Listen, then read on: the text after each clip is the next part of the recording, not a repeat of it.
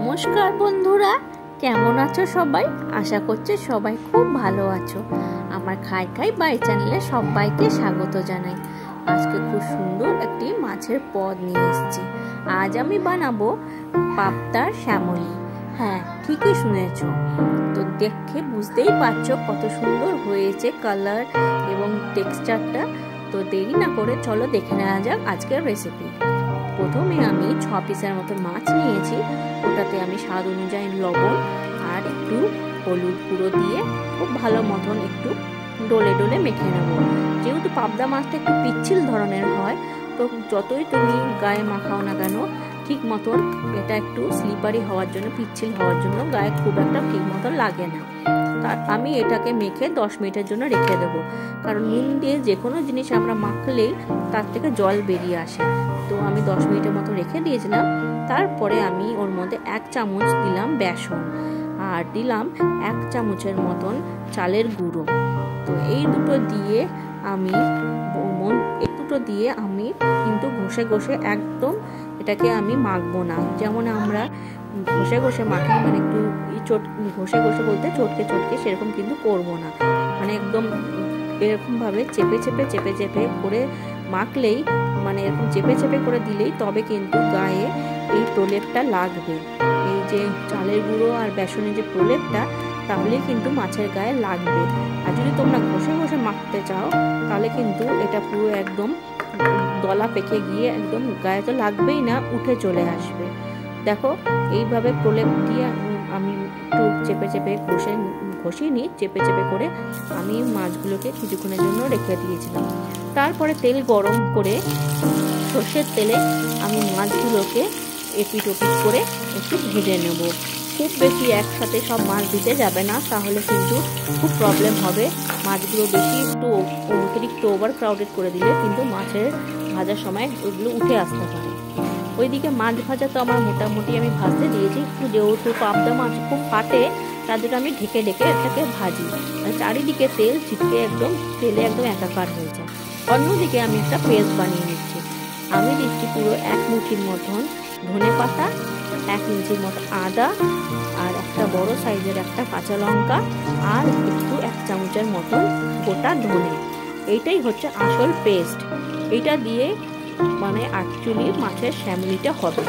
দেখো এইদিকে আমার মাছ ভাজাটাও আমি ঢেকে ঢেকে ভেজেছিলাম, মাছটাও পুরো ভাজা হয়ে গেছে। মাছটাকে এবার আমি এইভাবে একটা তুলে নিয়ে একটা বাটিতে রেখে দেব। এইভাবে আমি সব মাছগুলোকে এইভাবে ভেজে নিয়েছি। এরপরে ওই তেলের মধ্যে একটু আমি 1 চামচের মতন রাঁধুনি ফোড়ন দেবো। এই তোমরা কিছুটা ক্রাশ করে দিতে পারো একটুখানি, তাহলে খুব ভালো হবে। রাঁধুনি ফোড়ন দিলাম, গ্যাসটাকে একটু লোয়ে রাখবে। আর একটু দিলাম কাঁচা লঙ্কা ফোড়ন।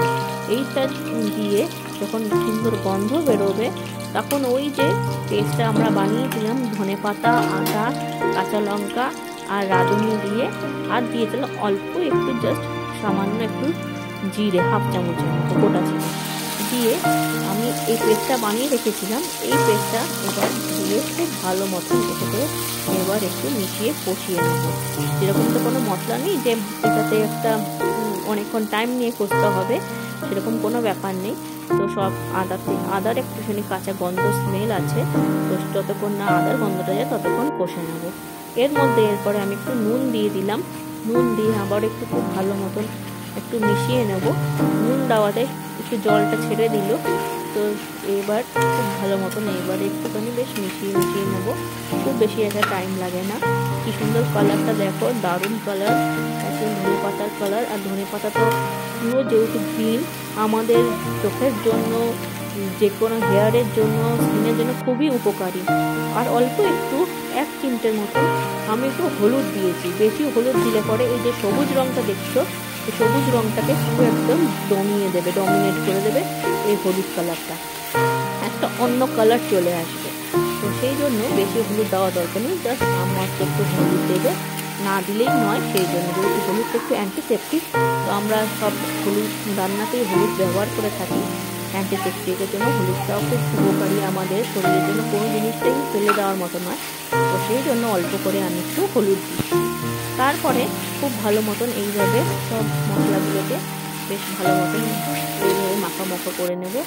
খুব একটা দরকার নেই বেশিক্ষণ ধরে এটাকে কষানোর জন্য।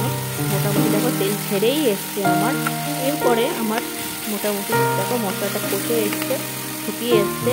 এর মধ্যে আমি এরপরে আর কোনো কিছু লাগবে না, এবার একটু জল দিয়ে দেবো পরিমাণ মতন জল দিয়ে দিলেই আমার কিন্তু মোটামুটি এটার রান্নাটা প্রায় অর্ধেক শেষ হয়েই যাবে। এই দেখো আমি এবার জল দিয়ে দিলাম। পরিমাণ বেশি ঝোল বানিয়েও না, এটা একটু মাখো হয়। খুব একটা ঝোল হলে অন্য সব সাধারণ মাছের পদের রান্না থেকে এটা একটু মাখো হয়। খুব একটা ঝোল করলে কিন্তু কোনো টেস্ট পাওয়া যাবে না। তো পরিমাণ মতন আমি জল দিয়ে দিলাম। দেখো ঝোল ফুটে উঠেছে। এরপরে আমি এর মধ্যে ভেজে রাখা মাছগুলো এর মধ্যে আমি দিয়ে দেব। তো 4টে মাছ আমি এর কড়াতে 4টে মাছই নেবে। তো খুব একটা একদম একসাথে করে গাদাখানেক মাছ দিয়ে দেবে না। তোমাদের কাছে যদি বড় কড়া থাকে তাহলে তোমরা এটা করতে পারো। তো আমি একটুখানি 4টে মাছ দিয়ে করেছি। তারপরে মাছটা দিয়ে খুব ভালো মতন এর মধ্যে একটুখানি মাছগুলোকে একটু ভালো মতন ডুবিয়ে দেবো, যাতে মাছের গায়ে পুরো মশলাটা ঝোলটা লাগে। দেখো এইভাবে মাছগুলোকে দিয়ে কিছুক্ষণ আমি একটুখানি ঢেকে রাখবো, ঢেকে একটু ফুটতে দেবো। মোটামুটি তো আমার সব রান্নাটা হয়েই গেছে, কোনো সমস্যা নেই এর মধ্যে। তোমরা এর মধ্যে যদি চাও কোনো সবজি অ্যাড করতে, আলু বা বেগুন অ্যাড করতে পারো, কোনো অসুবিধা নেই, আর ভাল লাগবে খেতে। দেখো আমার ঝোল কিন্তু পুরো ফুটে গেছে। এর উপর দিয়ে আমি আবারও একটু ধনেপাতা কুচি ছড়িয়ে দেবো। পুরো সুন্দর, এত ধনেপাতার ফ্লেভারটা এত সুন্দর লাগবে, বিশ্বাস করো।